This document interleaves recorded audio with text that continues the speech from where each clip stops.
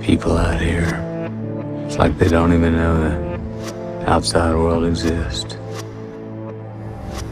Might as well be living on the fucking moon. Why do we like dark stories? Why do worlds built on pain and decay often feel more honest than those that promise hope? All kinds of ghettos in the world. Season 1 of True Detective is by any measure a hopeless story. A decaying world of addiction, corruption, and unspeakable cruelty. No! Yeah!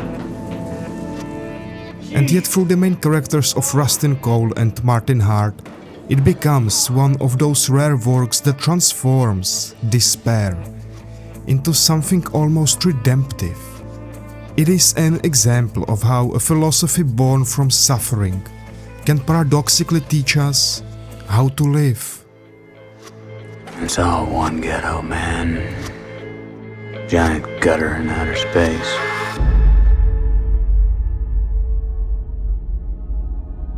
I think human consciousness was a tragic misstep in evolution. We became too self-aware. Nature created an aspect of nature separate from itself. We are creatures that should not exist by natural law. Rustin Cohle is, in many ways, a tragic reflection of the world around him. Burdened by the loss of his child, he carries the same sickness that poisons the land he walks through. You believe in ghosts? Like the swamps and broken towns of Louisiana, Rust himself is also decaying. A man worn down by the same suffering he relentlessly tries to confront. And as he states himself, Look, I'd consider myself a realist, all right? But in philosophical terms, I'm what's called a pessimist. and in many ways the living echo of Arthur Schopenhauer, the very real philosopher of pessimism. In his opus magnum, The World as Will and Representation, Schopenhauer wrote that human existence is driven by an irrational, unconscious force, the will to live, a blind drive pushing all beings to survive, to desire, to keep striving. According to Schopenhauer, because this will never ceases, neither does suffering.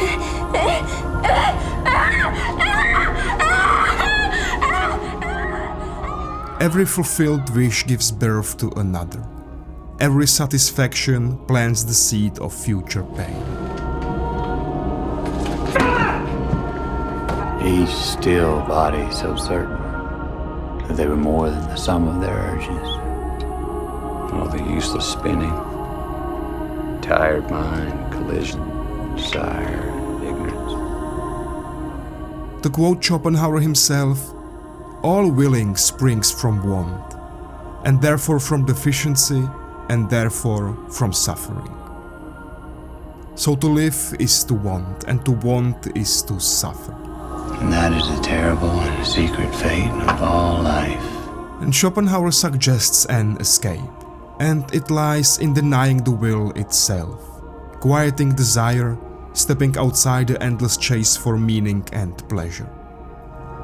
You yourself, this whole big drama you live was never anything but a jerry-rig of presumption and dumb will. And you could just let go. Finally know that you didn't have to hold on so tight. To realize that all your life, not all your love, all your hate, all your memory, all your pain, it was all the same thing. And the pessimist of True Detective takes this denial and drags it to its natural end. I think the honorable thing for our species to do is deny our programming. Stop reproducing.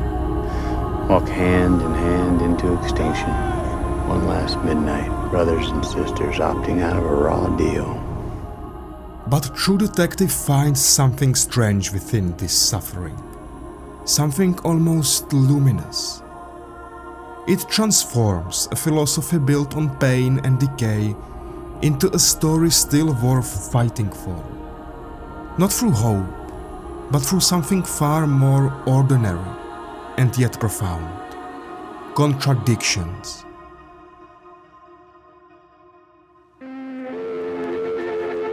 You wonder ever you're a bad man? No, I don't wonder, Marty. The world needs bad men. We keep the other bad men from the door. Both Rust and Marty are products of their own separate worldviews, and both, in their own ways, contradict the will that drives them. Rust believes the world is built on suffering. He accepts Schopenhauer's truth that existence itself is a mistake. What's the point of getting out of bed in the morning? I tell myself I bear witness. And yet his actions and the very nature of his being screams otherwise. Day after day, year after year, he fights the suffering imposed by others upon the world. The real answer is that it's obviously my programming. Unlike Schopenhauer, who sought the quiet denial of the will, Rust rebels against it. He hunts monsters even while convinced that life is monstrous by design. He preaches resignation but lives in resistance, denying the will not by withdrawing from life, but by throwing himself into its fires. Marty, on the other hand, is... Oh, I was just a regular type dude with a big-ass dick. And while the latter might be true, he isn't regular. He's the embodiment of contradiction. The man who defends morality while living in sin himself. You know, Marty's single big problem was that he never really knew himself. So he never really knew what to want. He cheats, lies, drinks, and destroys the things he claims to protect. Fuck you! He acts on every impulse of the will: greed, desire, anger, and pride. And yet every indulgence drags him deeper into suffering. What's that say about your reality, Marty? But he too keeps guarding the very same ideals that he breaks when he thinks no one else is watching. Because even his hypocrisy is a form of rebellion. A desperate attempt to prove that meaning can survive decay. Both of the detectives stand against the will. One through defiance and the other through denial. You know the real difference between you and me? Yeah. Denial. Both trapped in the same cycle. Remember what I said about the detective's curse? The solution to my whole life was right under my nose. And that's the theme of True Detective. And I was watching everything else. The pattern has always been there. The repetition, the struggle, and the return. Every act of rebellion, every small victory, every false victory, every suffering, it will happen again. Because in True Detective, nothing is ever over.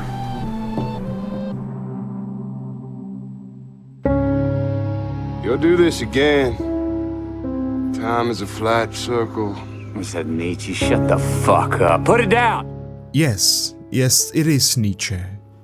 And it's no coincidence that True Detective uses his idea of eternal recurrence to drive the story to its almost positive conclusion. The German philosopher Friedrich Nietzsche was deeply influenced by the pessimism of Schopenhauer. But in Thus Spoke Zarathustra, Nietzsche offered a possible antidote to the endless suffering imposed by Schopenhauer's will. Through his prophet Zarathustra, Nietzsche wrote, "What if some day or night a demon were to steal after you into your loneliest lonelies and say to you, 'This life as you now live it and have lived it, you will have to live once more and innumerable times more. There will be nothing new in it but every pain and every joy and every thought and sigh must return to you, all in the same succession and sequence.'" This is what I mean when I'm talking about time, and death, and futility. And naturally, in a world already filled with so much pain, this thought is nothing less than terrifying. Why should I live in history, huh? Look, I don't want to know anything anymore. This is a world where nothing is solved. When someone once told me time is a flat circle. Everything we've ever done or will do, we're gonna do over and over and over again. And that little boy and that little girl, they're gonna be in that room again and again and again. Forever. And so it would seem that the cycle continues. The rebellion of Cohle and Marty feels as futile as the world and will they fight against. The idea of eternal recurrence offers no salvation here, only the repetition of future pain. Fucking fulfillment. And closure. Where the fuck those two fucking empty jars to hold this shitstorm? Like nothing's ever fulfilled. Until the very end. And closure. No. Nothing is ever over. But fortunately for the detectives, and perhaps for us as well, this is not where neither Nietzsche or True Detective stops. Why would I ever help you? Would you not throw yourself down and gnash your teeth and curse the demon who spoke thus? Nietzsche asks. Or have you once experienced a tremendous moment when you would have answered him, "You are a god, and never have I heard anything more divine"? Because you have a debt. If everything repeats forever, then it's not only suffering that returns, but also joy, also compassion. Every moment of kindness would then also echo through eternity. The concept of eternal recurrence is not just a thought experiment here. It's also a reminder that the actions we take every day could have tremendous consequences beyond our comprehension at the moment. I won't avert my eyes. Not again. In the climax of the story, Rust and Marty finally find and stop the killer Childress. But even their eventual victory feels bittersweet. They know the evil isn't done. The system that created it still rots from within. We didn't get them all. But even if the world remains broken, their rebellion still mattered meaningfully. Yeah, and we ain't gonna get them all. That ain't what kind of world it is, but we got ours. Because if time is a flat circle, and everything we have ever done or will do will happen again, then every act of defiance, no matter how small, will also happen again. And with it, the unlimited potential of silencing the suffering, allowing something new to take its place, if only for a brief moment.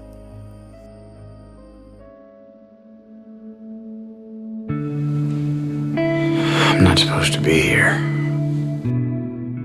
In the bleak wasteland of True Detectives Louisiana, suffering lives everywhere. In homes, churches, in the fields, and in time itself. My family's been here a long, long time.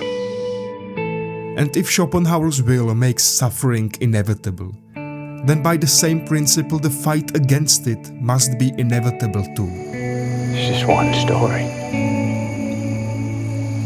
Light versus dark. True Detective finds light in the darkest places. Appears to me that the dark has a lot more territory. If that little boy and that little girl will be trapped in that room again and again, then so too will be the countless others kept from such rooms by the actions of men like Rust and Marty. Once there is only dark.